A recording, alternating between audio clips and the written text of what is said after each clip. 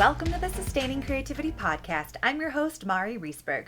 Over the past several years, I've combined my degrees in acting and somatic psychology to share my sustaining creativity techniques with performers. And now I've decided to share it with a bigger audience that includes you. I believe we are all creative, and this podcast is all about that. I'll be interviewing people from all backgrounds, ages, and creativity experiences to share just how creative we all are. Today, I'll be chatting with Jae Hermann, empowerment and blogging coach. Jae empowers creative professionals to become badass storytellers in blogs, books, and podcasts. Please enjoy Jae Hermann.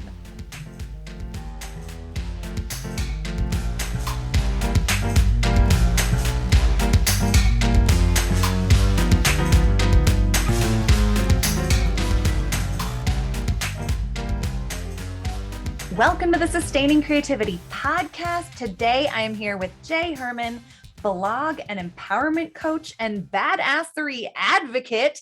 Welcome to the podcast. My gosh, thank you for that welcome. I appreciate it. You are so welcome. I love that term, badassery. I think it's amazing. And I can't wait to chat with you about creativity. So before we jump into the world of creativity, why don't you just take a moment and let our listeners know a little bit more about who you are and what you do? My God, wow. Thank you for this opportunity. So I'm Jae Hermann. I currently reside in sunny Sarasota, Florida. Ooh. I am, as you said, an empowerment and blog coach and badassery advocate for creative professionals. So I help creative folks get their blogs in order. And if they're dealing with any imposter syndrome or self-doubt issues, I deal with that in some one-on-one counseling, but also I do workshops and boot camps. I started my career in editing way back many years ago. It's probably been about 20, almost 25 years ago now. My foray started in marketing, which kind of led me to doing editing for clients. And here I am. Nice. I love it. I love the coaching and specifically for creatives. It is definitely needed. I think many people assume people who are in creative fields just know all of the ways that you are creative and you market and you write blogs. And it's not true. We need help. We need support. So glad you're there. Very true. And I'm glad to be here. It's exciting, but it's an honor for me Mm, to be a part of the creative journey of the people that I come in contact with. I love that. Well, speaking of the creative journey, what does it mean to you to be creative? Oh my gosh. So that's kind of loaded for me. I'm a goofball. So tend to find humor in almost everything that I do. And I find that is a brand of creativity that I kind of dive in quite often. But I'm also an actress on stage, TV. I've done acting coaching. I'm a dancer. I mean, I was a designer. These are all avenues of creativity for me, along with writing, obviously. Nice. I love it. I love how all of the pieces come together and you bring up humor. I mean, humor is such a great aspect of creativity and joy and happiness. And so I love that you bring that up as a part of what creativity means. That Thank you. humorous goofball piece. I'm a ham for sure. And so I I feel at home with that Oh, good. description. But I imagine having had a hand or still have a hand in many different creative endeavors and even working with clients, I imagine you come up against creative challenges. What are some of the creative challenges you've faced in your own life and how have you navigated them? Oh my gosh. So being challenged creatively takes different forms, as you know, being a creative person. So sometimes that might be a creative block, Mhm. right? You just can't get the juices flowing. Or, maybe you've got too many projects going on at one time. It's like, oh, my God, how do I focus? I think the biggest thing for me that I've learned over my career is to rest and reset when you're faced with a challenge, right? Because then that helps you to stop. It helps you to slow down. You may get a different perspective. And sometimes it could be just changing your focus from, if you're doing a writing project and then maybe you've got this, an acting project or something, switch focus. Because Mhm. then by the time you turn your attention back to your other project, it's like, oh crap, wow, where did that come from? Yeah. So it's rest and reset, or just change your focus. Nice. And when you're working with clients, is that the same when they're struggling with blocks, or do you have other tidbits of techniques or skills or things that you use? You know, do the things that work for you work for other people, or does it, how do you decide? Oh, girl, yeah. So I tell everyone that I come in contact with, not just those that I work with, the rest and reset piece, Mhm. because self-care and self-love, Mm. get out of a creative slump or writer's block. Yeah, I got you. I got tools and things to do that. I have a boot camp where that's a big part of how you set that foundation of how do I write regularly and consistently and not drive myself crazy with all of these ideas. Mm. So work with me and I will help you with those tools and resources whenever you find like I'm overwhelmed, or I don't know where to start, or I'm just blocked. I can help you. Nice. I love that. Yeah, the rest and reset, so important. That self-care, self-love, being gentle with ourselves. I don't know, Mhm. when you were talking, that's what it made me think of. We live in a world that's so fast-paced that when we think about taking a break or a pause, are we missing out? Are we missing something? But how important it is to get us back into the groove through that rest and reset. Oh my God, that's like probably that's the one major thing that you should have in your creativity toolbox, is giving yourself permission, which I Mm, find is difficult for a lot of people, especially a lot of women. yeah. Give yourself permission to take that space, and it does not have to be a 7-day vacation. I mean, if you've got that space, honey child, please go ahead and Right. do that. But if you don't, take 5 minutes, take 10 minutes, take 15 minutes, walk yourself around your block. Mhm. Just don't feel like it has to be within the confines of, go get a massage or take a vacation, because we don't always have that luxury. But you have 5 minutes, put it on your calendar, set an alarm, take, breathe. Here's another one. Drink a full glass of water. Oh, great reminder. Yes. Yeah. So needed. Hydrate yourself, that's, and in that moment of drinking a full glass of water, you give your mind a break. You pause, that rest. Yeah, I love it.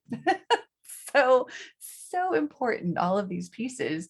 Now, as a creative human in the world of creativity, what's your earliest memory of being creative? Oh my gosh, my earliest memory of being creative. That's a very interesting question. Um, well, the first thing that comes to mind is I started writing a novel when I was 12, Ooh. which I didn't even know that's what it was called. I just knew that I had stories. I had a long form story that had itsy bitsy pieces of other stories that I put together in a notebook and like handed it to my grandmother and said, I wrote this. Right. And it was later that I was like, oh, that's like what kind of like a novel is. Oh my God. So that would be my first thought. But then even going back before that, I remember winters in New Jersey where it would snow like crazy, and the plows would come and push all the snow against our chain link fence, and we would find a way to burrow in that snow and make castles. And like then I was like always the captain, or I was always the person in charge handing out assignments. And we would give shows, like we would invite people to like come and see our castle, but then like we had these adventures that we would do. And you have all this time on your hands as a kid that unfortunately we don't take advantage of that now. So we would take that time, go into these snow plowed, you know, and build these little burrowed castles and then create adventures that people could come watch. Oh my gosh. Like how creative and imaginative. I'm so curious. I mean, it sounds like imagination and imaginative play was such a part of your childhood. Do you feel like you've brought that with you into adulthood, or was there a time where you lost it and reclaimed it? I'm so curious about that. I don't think it's something I've lost, Yeah. thankfully. Like I mentioned, I'm a goofball. Yeah. My boyfriend is a goofball, and we find so many occasions to be goofballs together. Uh, that isn't something I can lose. It is such a huge part of who I am. So no, I don't think I've had a period in my life where I've lost it. Even at my lowest, Yeah. when I was going through an illness and I'm even still on the road to recovery, that's been my go to. Mm, that's amazing how creativity can help you get through deep challenge. And Oh, definitely. by having that imagination or goofballness that can really, yeah, propel you or remind you of some lightness, some joy, happiness too, that can really shift challenge cognitively, emotionally, physically, spiritually as well. Most definitely. And I have a workshop that I do. It's a ladies only workshop that I do once a month. And I tell them, prepare for gal foolery. Ooh. Oh my gosh, that's a great term, gal foolery. That's amazing. I want to, yeah. What's the definition of gal foolery? It's gals having some fun. We need more of that. We absolutely do.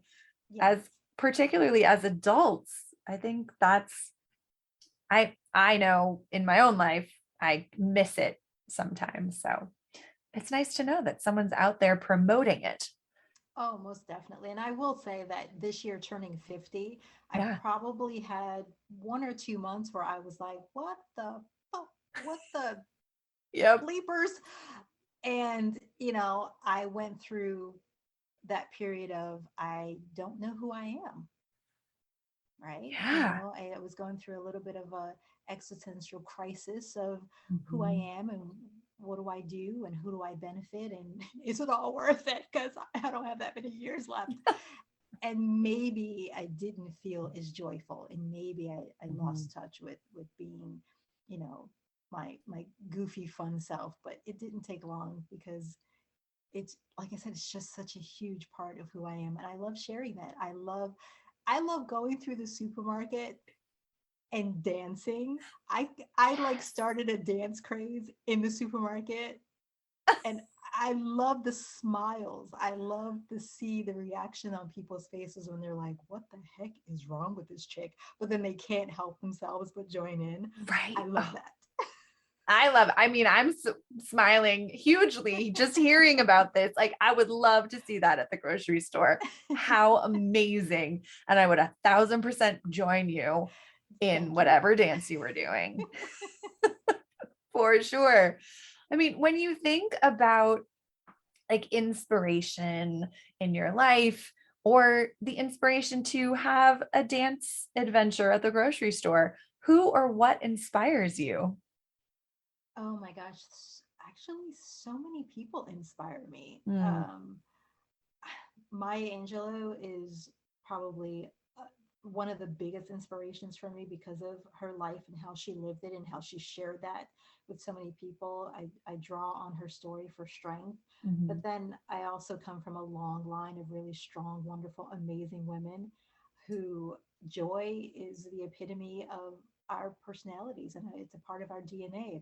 It's genetic. mhm. I have my one aunt Linda who I spent the holidays with. She is just always smiling, always, offering food or comfort or nurturing. And I draw on that. I Mhm. have her voice echoing in my head when I'm starting a project or when I'm writing. And, it's like I tell my clients, write to an audience of one instead of writing to, Mm. the many. And Mhm. she's typically the person that I'm writing to when I start a project. So I do call on her memory, Mhm. spending time with her for inspiration. But I find inspiration in just when I do walking meditation, just looking Mm. around and people watching, or clouds in the sky, cloud gazing, Mhm. watching wind through, the trees and the palm trees. There's inspiration all around. We just have to be open and look for it. Mm. I totally agree. And I love all of that. And the writing to one, does your aunt know that she is the inspiration? She's who you write to sometimes? I told her probably a couple years ago, and she was like, "Oh, yeah." So my aunt, now that she's been following my work for a few years, she can recognize now, certain things that she said to me, and I'll put it in a post or something like that, and she'll recognize right away that it's like, yeah, I was talking to you. But then I also have another good friend, Luna, who it's my crazy counterpart. She's another person that is my audience of one. So between Mm. the two of them, they typically know when I'm writing to them. Yeah. Or sometimes I'll just call them out and say, this one's for you, that kind of thing. That's so great. I think that, yeah, that connection, that community aspect of writing for Mhm. can be really helpful and really powerful to make it specific, but also just breathe more life into it. Because it's hard when you're not writing for a specific person, but for a group of people you've never met. And not only that, it can be daunting for Mm-hmm. writers, bloggers specifically.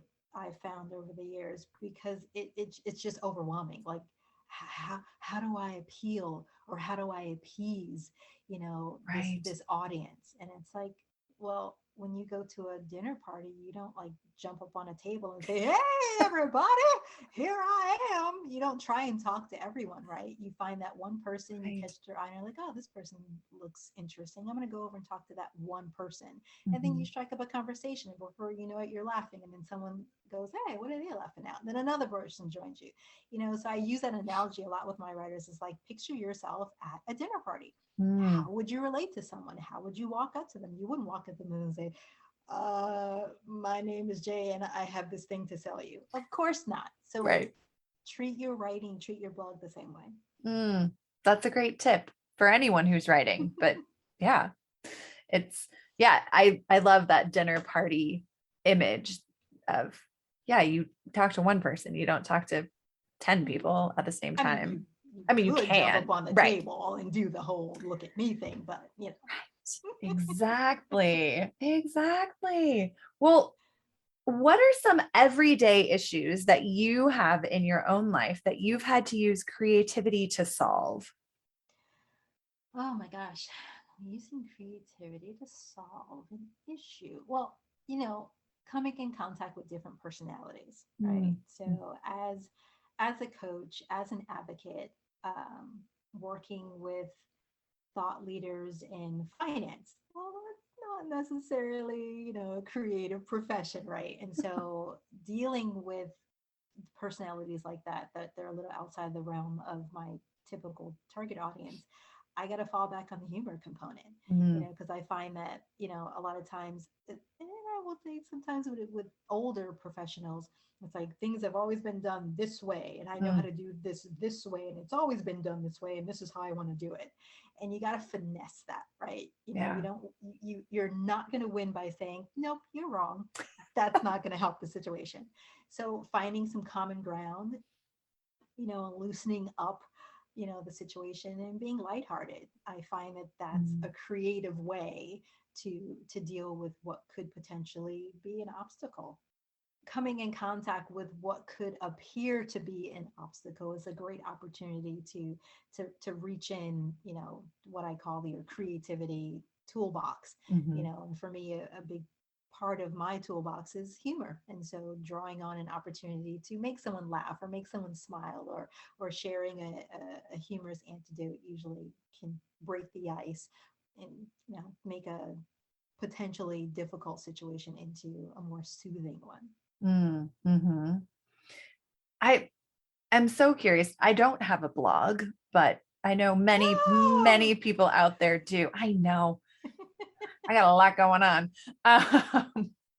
But I'm curious, what are some of the biggest creative challenges that bloggers come to you with? The biggest one is WTF. Uh-huh. I don't know where to start. Oh, okay. That's a huge one. Or I've got so many ideas, I don't know which one to focus on. Those are Mm-hmm. the two biggest ones, right? And so I started blogging back in 2002, Oh right? my gosh. Yeah, it's been a minute. The And beginning of the like, blog.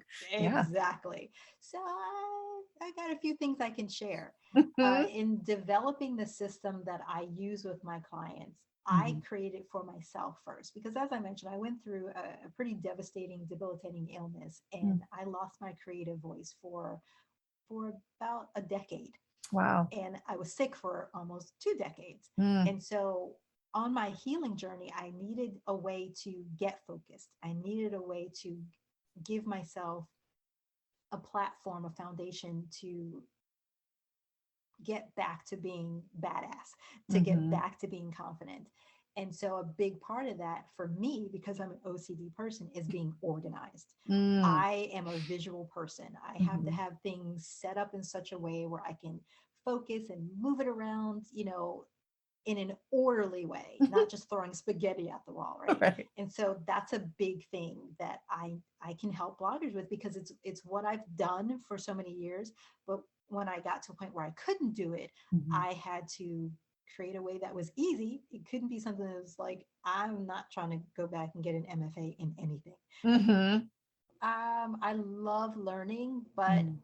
at this stage of my life, I need simple, Yeah. and so I don't want to present more issues and more problems for people that come to me, especially with writing and creating and blogging. And so having a system that says, hey, this is going to be easy for you. You can incorporate it very, very quickly, like usually 15-20 minutes. I kid you not. And you will write more because that will become your foundation. Mm. Love that. That's awesome. It works. Trust me, it works. If I Perfect. wasn't using it for myself, it works. Yeah. Trust me. That's so great. Well, how would you encourage others to find creativity in their life when they don't see themselves as creative? Oh, that's actually an easy one for me. Pay attention to what you pay attention to. If someone is feeling like, I don't know how to tap into my creativity, where should I start? How do I Mhm. begin? I would say pay attention to what you pay attention to. Meaning, social media, Netflix, magazines at the supermarket. Pay Mm. attention to where your focus gravitates to, Mhm. right? And also pay attention to your surroundings when you're out and about. What draws your attention? Mm. Certain colors, certain sounds, certain smells, certain personalities, certain people. All of those things can be ground zero for your creativity sparks. Mm. So true and so great. Good reminders. Yeah. I think thank you for that explanation of what paying attention to what you're paying attention to is, because I think that many times people can just kind of overthink that instead of just experiencing it. Yes. And the idea of, oh, I'm going to sit down and just be creative. Sometimes that's just not the case. Right. I have creative spurts where I'm like, I get started at 5 in the afternoon and I'm up until 4 in the morning because I'm just flowing with ideas. That does not happen every day. I'm going to have those days where it's like, Bueller, Bueller, Right. nothing is flowing. Well, that's when you stop. You rest, reset, and maybe just, again, take some time to pay attention to your surroundings. Mm, I love it. Good reminders. I really appreciate them, not only for my listeners, but for myself too. Yay. So good. Well, it has been such a treat to chat with you. And I just have one last question. What does it feel like in your body to be creative? Oh, well, I mentioned when I'm in the flow, right? Hmm. When the creative spark has hit and there is no sleeping to be found, Hmm. it's energetic. Mm. It's like fireflies under my skin, Oh. or it's just like goosebumps and just like, oh yeah, I'm on it, right? I'm in it. Here we go. And I get that too when I'm working with my clients and I see that, that aha moment in their eyes. They're like, yes, I got it. Mm. That to me, oh, that's soul crack, baby. I can do that all day, all the time. And Mm. I can't get enough of it. I love it. And I love that description, fireflies under my skin. What a visual. That makes total sense to me. I have a visceral experience of that statement. Yes. Well, thank you so much for taking the time to chat with me. And if people want to learn more about your blog coaching, your badassery advocating, how would they go about doing that? Well, the easiest way to find me is on my website at jaehermann.com, which is JaeHermann, or badassstoryteller.com. Ooh, I love it. I'll put both of those in the show notes so people can find you. And again, thank you so much for chatting with me about creativity. It's been awesome. Oh my God, thank you so much for the opportunity. And this has been great reminders for me as well. I love when that happens. So great.